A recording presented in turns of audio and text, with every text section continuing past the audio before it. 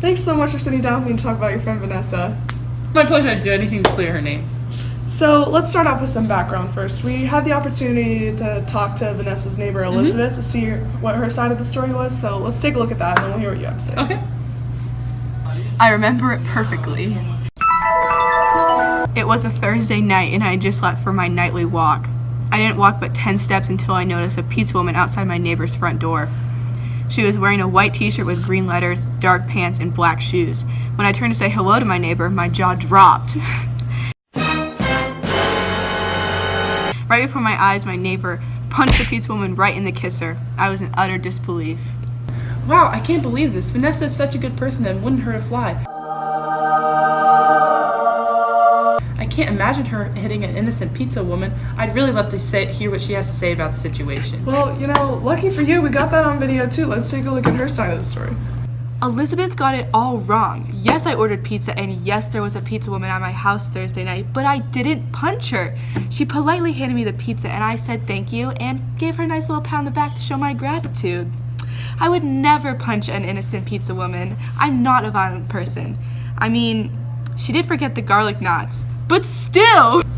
If Vanessa's side of the story is true, why would Elizabeth accuse your friend of such a terrible crime? You know, it really makes me question the validity of her testimony. Eyewitness testimony can be really unreliable.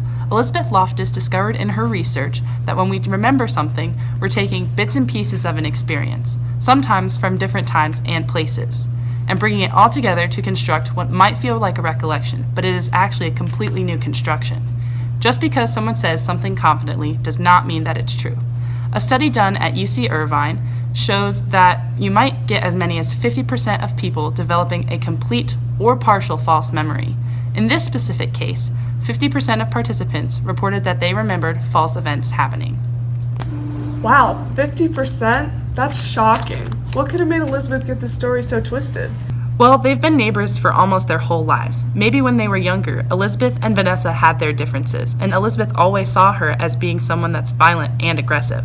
She then associated that type of personality with Vanessa. So how exactly did Elizabeth form these memories? Well, you see, schema theory can be explained as memory process.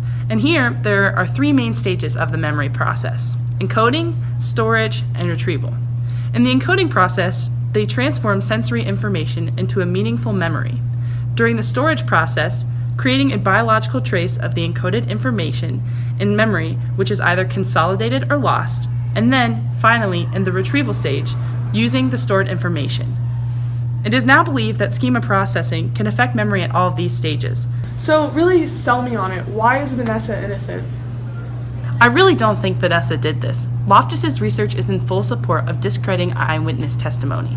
The schema theory helped Elizabeth remember the outline of the event. However, the three stages in the schema theory might have caused Elizabeth to exclude specific details of the information during the retrieval process specifically. Well, you have me convinced. Thanks so much for your insight and sitting down and talking with me. My pleasure. Even a forgetful one.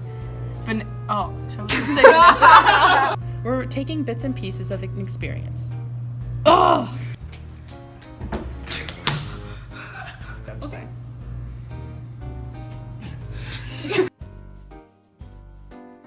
Your phone's at 10%, by the way, so... But that's... oh my gosh, now I keep forgetting every single time I try. And yes, there was a pizza woman. Yeah. What page? You're pressuring me. I can't see her. Frick. Okay, page. Wow, Vanessa's such a good person. I can't imagine her hurting a fly. Wouldn't you? You can put your phone like off. And can you? I'm just going. I can't imagine her punching. When we remember something, we're remembering. Ugh.